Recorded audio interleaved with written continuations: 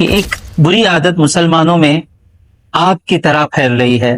وہ کیا ہے کہ تم جان بوجھ کر لوگوں کے مال میں کا ایک حصہ گناہ کے طور پر کھا لو۔ قیامت کے دن تم حقداروں کو ان کا حق ضرور ادا کرو گے، ادا کرنے رکھا جائے گا۔ ہوگا کیا؟ انسان کے اندر اللہ تبارک و تعالیٰ نے ایک صلاحیت رکھی ہے۔ نحمدہ و نصلی علی رسولہ الکریم وعلی آلہ واصحابہ اجمعین۔ محترم سامعین کرام، اللہ تبارک و تعالیٰ کا ہم پر بے انتہا فضل و احسان ہے کہ اس نے ہمیں محمد الرسول اللہ صلی اللہ علیہ وسلم کا امتی ہونے کا فخر عظیم عطا فرمایا۔ آج اس امید سے میں اپنی تقریر شروع کر رہا ہوں کہ ایک بری عادت مسلمانوں میں آگ کی طرح پھیل رہی ہے۔ وہ کیا ہے؟ دوسروں کا مال ہڑپنا، بے فکر دوسروں کا مال چھنا لینے کو ایک موقع سمجھا جا رہا ہے، اپرچونٹی سمجھی جا رہی ہے، اور اسے کوئی گناہ نہیں سمجھ رہا ہے، اور اچھا چرائے، دوسروں کا حق لوٹے، بعد میں سمجھ رہے ہیں کہ حج ادا کر لیں گے تو سارے گناہ معاف ہو جائیں گے، یا مسجد کے لیے دے دیں گے تو سارے گناہ معاف ہو جائیں گے۔ ہرگز نہیں۔ انشاءاللہ اس امید پر یہ تقریر شروع ہو رہی ہے کہ ایسی سوچ جن کی ہے، قرآن اور حدیث سن کر وہ لوگ سدھریں اور توبہ کریں۔ اللہ تبارک و تعالیٰ قرآن مجید میں فرماتا ہے وَلَا تَأْكُلُوا أَمْوَالَكُمْ بَيْنَكُمْ بِالْبَاطِلِ۔ کس کا حکم ہے یہ؟ سب کچھ دینے والا۔ آج میرے گردے سلامت ہیں تو اللہ کے کرم سے، آج میں دیکھ رہا ہوں اللہ کے کرم سے، مجھے سنائی دے رہا ہے اللہ کے کرم سے، لمحے کے لیے اس کا کرم اٹھا تو ایک بخار میں کئی لوگوں کا سننا چلا گیا۔ ہاسپٹل میں دیکھتے ہیں 25 سال 30 سال 40 سال کی عمر، بخار آئی، سنائی دینا چلا گیا۔ آج جو سنائی دے رہا ہے، دکھائی دے رہا ہے، صحت ہے، بچوں کی صحت ہے، اللہ برکت دیا ہوا ہے، وہ اللہ کہہ رہا ہے، دینے والا اللہ کہہ رہا ہے، دینے والا اللہ کہہ رہا ہے وَلَا تَأْكُلُوا أَمْوَالَكُمْ بَيْنَكُمْ بِالْبَاطِلِ۔ آپس میں ایک دوسرے کا مال ناحق مت کھاؤ۔ تمہارا حق نہیں ہے، دوسرے کا ہے، وہ بنا حق کے اس مال کو مت کھاؤ، مطلب مت اٹھاؤ۔ تو ناحق مال کھانا کیا ہے؟ چرانا۔ آپ کہیں گے چرانا، صرف چرانا ناحق مال کھانا نہیں ہے۔ اسی آیت میں ایک مثال اللہ دے رہا ہے وَتُدْلُوا بِهَا إِلَى الْحُكَّامِ لِتَأْكُلُوا فَرِيقًا مِّنْ أَمْوَالِ النَّاسِ بِالْإِثْمِ وَأَنْتُمْ تَعْلَمُونَ، کہ تم جان بوجھ کر لوگوں کے مال میں کا ایک حصہ گناہ کے طور پر کھا لو، یعنی اللہ کی نافرمانی کر کے۔ چرانا گناہ، دھوکہ دینا گناہ، رشوت لینا گناہ، چھین لینا گناہ۔ تو گناہ کے لیے دوسروں کا مال نہ کماؤ۔ دوسرا معنی کیا ہے؟ گناہ کرتے ہوئے دوسروں کا مال نہ کھاؤ۔ وہ گناہ کیا ہے؟ لِتُدْلُوا بِهَا إِلَى الْحُكَّامِ، کہ تمہارے مقدمے حاکموں کے پاس لے کر جاؤ، یعنی جھوٹے مقدمے بنا کر لے کر جاؤ۔ حضور صلی اللہ علیہ وسلم فرماتے ہیں تم جو مقدمے میرے سامنے لاؤ گے، میں ظاہراً جو دکھ رہا ہے اس پر فیصلہ کر دوں گا۔ اگر تم نے ناحق جھوٹا مقدمہ میرے سامنے لا کر اور تمہارے حق میں فیصلہ کرا لیا تو تم مجھ سے مال لے کر نہیں جا رہے ہو، جہنم کا ایک حصہ لے کر جا رہے ہو۔ تو یہ نہیں کہ کیس ہمارے حق میں آ گیا، کہ ہمارا حق ہمیں آیا نہیں آیا دیکھنا۔ سمجھ میں آ رہا ہے؟ بچیں گے نہیں۔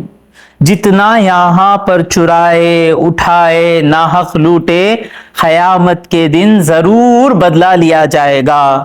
حضور اکرم صلی اللہ علیہ وسلم فرماتے ہیں، مسلم شریف کی حدیث ہے، ابو ہریرہ رضی اللہ تعالیٰ عنہ سے مروی ہے، فرماتے ہیں ان رسول اللہ صلی اللہ علیہ وسلم قال، کہ اللہ کے پیغمبر صلی اللہ علیہ وسلم نے کہا لَتُؤَدُّنَّ الْحُقُوقَ إِلَىٰ أَهْلِهَا يَوْمَ الْقِيَامَةِ، قیامت کے دن تم حقداروں کو ان کا حق ضرور ادا کرو گے، ادا کرنے رکھا جائے گا، واپس دینا ہی پڑے گا۔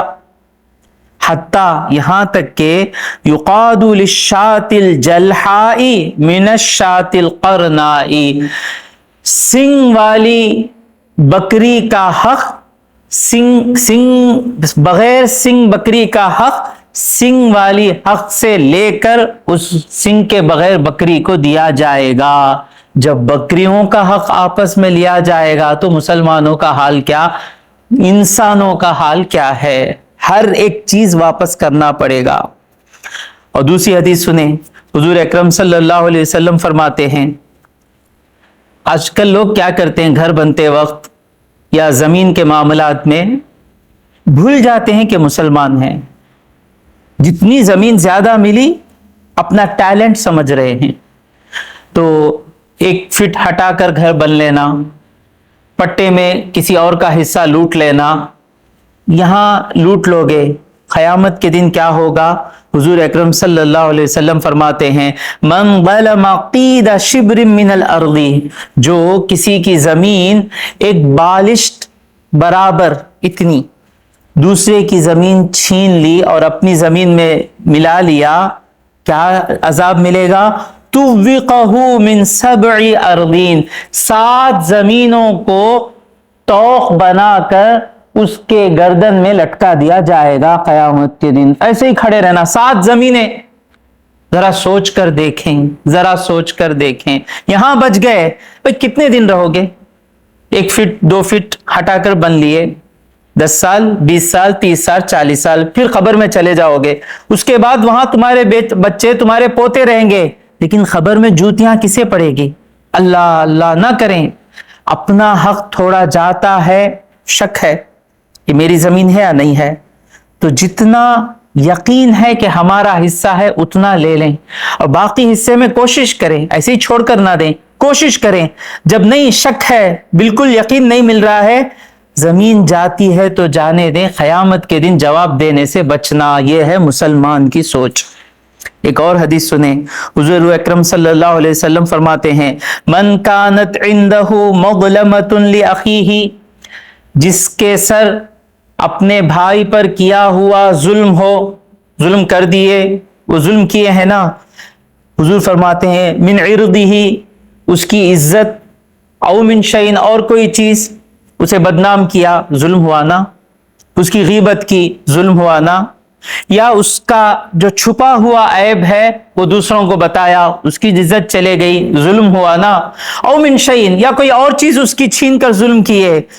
हुजूर फरमाते हैं फल्यतहल्ललहु मिनहु अल-यौमा, आज ही उसे हलाल करा ले। मतलब क्या, मैं शारिक के पास से 1 लाख रुपए खर्च ले लिया, क्या नीयत से लिया, टाटा बता दूंगा। तो जब तक जान है, शारिक को वो पैसे वापस करके जो पैसे में लिया उसे हलाल कर ले। या मैं उसकी जमीन छीन लिया, घर बन लिया, तो वो खुश हो, शारिक मुझे माफ कर दे, उतना माल उसे देकर हलाल कर लूं, या माफी मांग लूं, आज ही कर लो। मरने के बाद मुश्किल है। जो गुनाह हमारे और अल्लाह के दरमियान है, अल्लाह करीम है, इंशाअल्लाह माफ करेगा। लेकिन सकरात की हालत में मुझे याद आया, मरने के बिस्तर पर हूं मैं, हाँ मैंने शारिक की जमीन लूट ली, आज मेरे सामने शारिक नहीं रहेगा, फिर क़यामत के दिन जाकर जवाब देना पड़ेगा। हुजूर फरमाते हैं फल्यतहल्ललहु मिनहु अल-यौमा, आज ही उसे हलाल कर ले, क़ब्ला अन ला यकूना दीनारुन वला दिरहमुन, उस दिन के आने से पहले जिस दिन ना हमारे पास दीनार होगा ना दिरहम। दीनार किसे कहते हैं, सोने का सिक्का, दिरहम चांदी के पैसे। तो इन कान लहू अमलुन सालिहुन, ये जुल्म करके गए और इनके पास नेक अमल हैं, इशराक पढ़े हैं, तरावी पढ़े हैं, कुरान पढ़े हैं, हज किए हैं, तो अगर उसके पास नेक अमल है, उखिज़ा मिन्हु बिक़द्रि मज़लमतिही, जितना जुल्म किया उतना नेक अमल उससे छीन लिया जाएगा और जिसका हक लूटा उसे दिया जाएगा। व इल्लम यकुन लहु हसनातुन, और अगर उसके पास कुछ नेकियां नहीं है, उखिज़ा मिन सय्यिआति साहिबिही, उसके साथी के गुनाह उठाए जाएंगे, फहुमिला अलैहि, और उस पर डाल दिए जाएंगे। ये सब होगा। जहन्नम का डर नहीं लगता बयान सुनने के बाद। वैसा क्या, थोड़ा स्टैनली हॉस्पिटल में जो लोग जलकर आते ना, उनके पास जाकर खड़े, लम्हे के लिए अल्लाह की रहमत उनसे दूर हो गई, लम्हे के लिए रहमत दूर हो गई, जल गए। यही मिसाल है क़यामत के दिन हमारी हालत क्या होगी।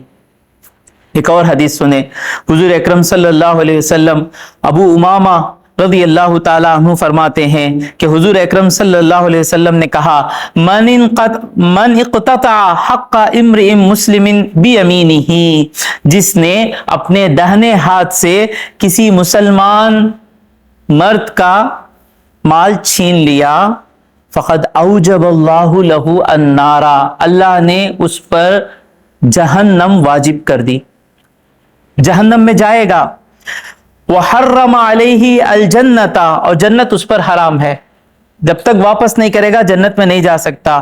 فقال رجل، ایک آدمی نے کہا، وَإِن كَانَ شَيْئًا يَسِيرًا یا رسول اللہ، یا رسول اللہ اگر وہ چھوٹی چیز ہو، 100 روپے چنا، 1000 روپے چنا، وہ ایک چھوٹا موبائل چنا، وہ ایک پرسی چنا، جو چھوٹی چھوٹی چیز سمجھ کر لوٹتے ہیں، ان سے پوچھا گیا یا رسول اللہ اگر وہ چھوٹی چیز ہو، فقال وَإِن قَضِيبًا مِّنْ أَرَاكٍ، اراک مطلب کانٹے کا درخت ہے جس کی کوئی ویلیو نہیں، کانٹے کے درخت کی بیت بھی اگر کوئی چرایا تو اس کا بھی بدلہ دینا پڑے گا، جہنم جب تک اس کا حق ادا نہیں کریں گے جنت میں جا نہیں سکتے اور جہنم ہی رہیں گے۔ اب وہ حق کیسا ادا ہوگا؟ یا تو ہماری نیکیوں میں سے ادا ہوگا یا اس کے گناہ ہمارے سر پر ڈالے جائیں گے۔ اور لوگوں میں ایک عادت ہے کہ لوگ قرض لے کر، بہت لوگوں میں عادت ہے قرض لینے سے پہلے 70 مرتبہ سوچیں کہ میں یہ قرض ادا کر سکوں یا نہ کر سکوں گا، مجبوری ہے، کوئی رشتہ دار مر رہا ہے، پیسے نہیں ہیں، ہاسپٹل میں بھرنا ہے پیسے، تو ایسے موقعوں پر مجبوری کے حالت میں قرض لے لیے، یا بہت بڑا نقصان ہونے والا ہے کروڑہا کا، چند لاکھ نہیں دیں گے تو کروڑہا کا نقصان ہوگا، قرض لے لیں۔ قرض لیتے وقت یہ قرض میں کیسے چکاؤں گا؟ اگر خدا نہ خواستہ قرض لے کر میں فوراً کچھ بیمار ہو گیا تو میری وہ جو زمین ہے وہ زمین بیچ کر میں قرض ادا کروں گا، یا میرا جو گھر ہے یہ گھر بیچ کر میں قرض ادا کروں گا، میں کرائے کے گھر میں جی لوں گا۔ اس طرح پکا ارادہ کر کے قرض لیں، جو آج اکثر ہے، قرض لے لیے بھول گئے۔ تو حضور یہ حدیث یاد رکھیں، ابو قتادہ حارث بن ربعی رضی اللہ تعالیٰ عنہ فرماتے ہیں کہ حضور اکرم صلی اللہ علیہ وسلم ایک دن کھڑے ہوئے لوگوں کے درمیان، فذکر لهم ان الجہاد فی سبیل اللہ والایمان باللہ افضل الاعمال، حضور نے کہا اللہ کی راہ میں جہاد کرنا اور اللہ پر ایمان لانا بہترین افضل عمل ہے۔ تو ایک آدمی کھڑے ہوئے، کہا یا رسول اللہ ارأیت ان قتلت فی سبیل اللہ، آپ بھلا بتائیے کہ اگر میں اللہ کے راہ میں شہید ہو گیا تکفر عنی خطایا، کیا میری خطائیں، میرے گناہ مٹا دیے جائیں گے؟ فقال له، یا رسول، حضور اکرم صلی اللہ علیہ وسلم نے کہا نعم، ہاں، ان قتلت فی سبیل اللہ، اگر تو اللہ کے راہ میں شہید کر دیا گیا اس حالت میں، وانت صابر محتسب، اس حالت میں کہ تو صبر کرتے ہوئے، اللہ سے ثواب کی امید کرتے ہوئے، مقبل آگے بڑھتے ہوئے، غیر مدبرن پیٹ بتا کر نہ لوٹتے ہوئے اگر تو شہید کیا گیا تو تیرے سارے گناہ معاف ہو جائیں گے۔ کیسے شہید ہونا؟ صبر، ثواب کی امید، مطلب کیا؟ دکھاوے کے لیے، بہادر نہیں، اللہ کے خاطر صبر کے ساتھ آگے بڑھتے ہوئے، پیٹ بتا کر پلٹے بغیر شہید ہوا تو تیرے گناہ معاف ہو جائیں گے۔ پھر حضور نے کہا کیسا کہا تم نے؟ انہوں نے کہا کہ یا رسول اللہ اس طرح اگر میں اللہ کے راہ میں قتل کیا جاؤں، حضور نے کہا ہاں سارے گناہ معاف ہو جائیں گے الا الدین، سوائے قرض کے۔